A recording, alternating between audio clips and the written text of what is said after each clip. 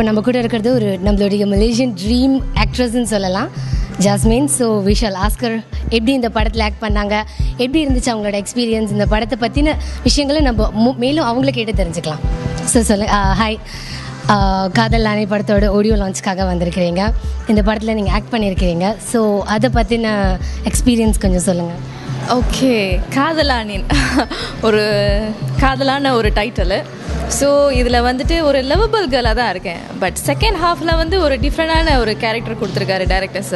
கொஞ்சம் நினைக்கிறேன் எல்லாரும் வந்து என்னை ரொம்ப லவ்விங்காக, ரொம்ப அமைதியான ஒரு பொண்ணாக, ரொம்ப பாவப்பட்ட பொண்ணாக பார்த்துருப்பாங்க. பட் செகண்ட் ஹாஃபில் கொஞ்சம் டிஃப்ரெண்டாக இருப்பேன். ஸோ நான் இப்போ அந்த கேரக்டர் சொன்னேன்னா இன்ட்ரெஸ்டிங்காக இருக்காது. ஸோ நீங்கள் பார்த்து தெரிஞ்சுக்குவீங்கன்னு ஆசைப்பட்றேன். பட் இப்போ பார்த்தீங்கன்னா நிறைய வாய்ப்புகள், அதாவது நிறைய வித்தியாசமான திங்ஸ் எல்லாம் நடந்துகிட்ருக்குது. ஸோ அதை பற்றி, அதாவது இப்போ படங்கள் வர்றது, முந்தி ஒர்க் பண்ணதுக்கும் இப்போ ஒர்க் பண்ணுறதுக்குள்ள டிஃப்ரென்ஸ், அதை பற்றி சொல்லுங்கள். டிஃப்ரெண்ட்னு சொன்னால் தோஸ் டைம்ஸ் வந்து தேட்டர் மலேசியன் இண்டஸ்ட்ரி பீப்புளுக்கு வந்து தேட்டர்ஸ் பிளேஸ் அப்படின்னு கொடுக்குறதே கிடையாது. ஏன்னா விசிடி மூவிஸ் அதுதான் டிமாண்டாக இருந்துச்சு. ஸோ நான் வந்த காலத்தில் வந்து விசிடி மூவிஸ் தான் பண்ணிக்கிட்டு இருந்தாங்க. அதுக்கப்புறம் தான் அது ஸ்டார்ட் பேக் ஸ்லோலியாக வந்து ஸ்டார்ட் பண்ணாங்க, ஒரு மூவி தேட்டருக்கு வருது அப்படின்னு.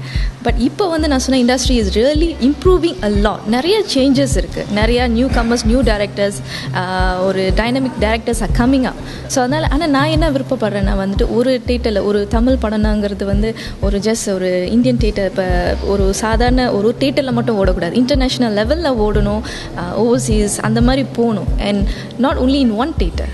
இன் மலேசியாவில் எத்தனை தேட்டர்ஸ் இருக்குது, அந்த மாதிரி ஓவரால் ஒரு இங்கிலீஷ் படம் ஓடுற லெவலுக்கு, ஒரு ஹாலிவுட் மூவி ஓடுற அளவுக்கு அந்த மாதிரி இருக்கணும்னு நான் எதிர்பார்க்குறேன். அவர் கூட ஃபர்ஸ்ட் அனுபவம் வந்துன்னு சொன்னால், நான் பண்ணும் போது ப்ரோக்ராமர் கூட டான்ஸ் வீடியோ கிளிப் பண்ணார்.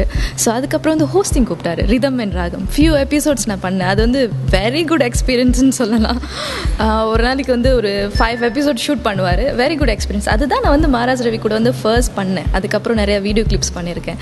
அவர் நிறைய வாய்ப்புகள் கொடுத்தாரு. அது நான் அவருக்கு ரொம்ப தேங்க்ஸ் சொல்லணும். ஏன்னா ஃபர்ஸ்ட் வந்து என்னை ஒரு ஹோஸ்ட்டாக நான் என்ன நானே ஹோஸ்ட்டுன்னு பார்த்துன்னு சொன்னால் அதுக்கு அவர் தான் காரணம். ப்ரிப்பரேஷன்ஸ்ன்னு சொன்னால் ஒரு ஆர்டிஸ்டாக இருந்தால் நம்மளுக்கு வந்து டிசிப்ளின்ஸ் தேவை. ரெண்டாவது வந்து ஹோம் ஒர்க் பண்ணணும். ஒரு கதையை கொடுத்துட்டாங்க, டைரக்டாக எக்ஸ்பிளைன் பண்ணிட்டாங்க, ஓகே செட்டுக்கு போய் பார்த்துக்குவோம் அப்படின்னு கிடையாது. எப்போவுமே வீட்டில் நம்ம ஹோம் ஒர்க் செய்யும்போது ஒரு எக்ஸாம் பண்ண உட்காந்து படிக்கிறோம் இல்லை, அந்த மாதிரி தான் இப்போ எவ்ரி சீன் வந்து எனக்கு எக்ஸாம் மாதிரி. ஸோ அது எப்படி பண்ணலாம், என்ன மாதிரி ரியாக்ஷன் பண்ணலாம், எப்போவுமே கேள்வி கேட்டுக்குவேன். எப்போவுமே என்னோட அசிஸ்டன்ட் டேரக்டரும் சரி, டேரக்டர் சார் இப்படி பண்ணலாமா சார், இப்படி பண்ணலாமா, எப்போவுமே ஒரு கொஸ்டின்ஸ் இருக்கும். ஸோ நம்மளோட ஐடியாஸும் பகிர்ந்துக்க முடியுது டேரக்டர்ஸ்ட்டு. ஸோ அவங்களும் பகிர்ந்துக்குவாங்க. அதனால வந்து நிறைய விஷயங்கள் பெட்டராக பண்ணலாம். ஸோ அந்த மாதிரி ஹோம் ஒர்க் தான் நான் பண்ணிக்கிட்டு இருக்கேன். ஸோ அந்த லெவலில் இருக்கணும். ஏன்னா வந்துமா, ஓகே என்ன சொன்னாங்க அதை மட்டும் செஞ்சுமா, நம்மளுக்கு ஏதாவது சந்தேகம்னா கேட்கணும். சரி இப்படி பண்ணலாமா, இப்படி பண்ணனா ஏன் இப்படி பண்ணுறோம் அப்படின்னு கேட்டு தெரிஞ்சுக்கிட்டா அது பெட்டராக இருக்கும் அப்படின்னு என்னோடய ஃபீல். எப்படி உங்களுடைய பியூட்டியை மெயின்டைன் பண்ணிட்டு, பியூட்டி மட்டும் இல்லை எல்லாமே வெயிட்லேருந்து எல்லாமே எப்படி மெயின்டைன் பண்ணிட்டு வரீங்க? ஆக்சுவலி நீங்கள் முதல் சொன்னது வந்து அப்படியே தான் இருக்கேன்னு சொன்னதுக்கு ரொம்ப நன்றி. பட் நான் மெயின்டைன் பெருசாக எக்ஸசைஸ் அந்த ஓமாப் இதெல்லாம் பண்ணுறதே கிடையாது. சாப்பிட சொன்னால் நல்லா சாப்பிடுவேன். ஓகே என்ன ஃபுட் கொஞ்சம் கண்ட்ரோல் பண்ணுவேன். ஷூட்டிங்னு வந்துட்டு சம்டைம் ஹெக்டிக்னால தான் அழைச்சிருவேன் தவிர மற்றபடி எதுவுமே கிடையாது. But I drink lot of water, நிறைய தண்ணி குடிப்பேன். So I mean warm water குடிப்பேன்.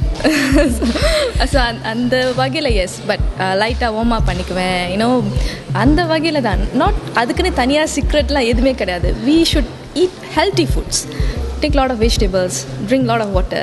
once while நம்ம ஸ்வெட் பண்ணணும். ஸோ அது வந்து important to keep your self healthy. அவ்வளோதான். வெட்டிங் பெல்காக நாங்கள் எல்லாம், அதாவது எல்லாருமே எப்போ இந்த வருஷம் அடுத்த வருஷம் அப்படின்னு வெயிட் பண்ணிகிட்ருக்கோம்.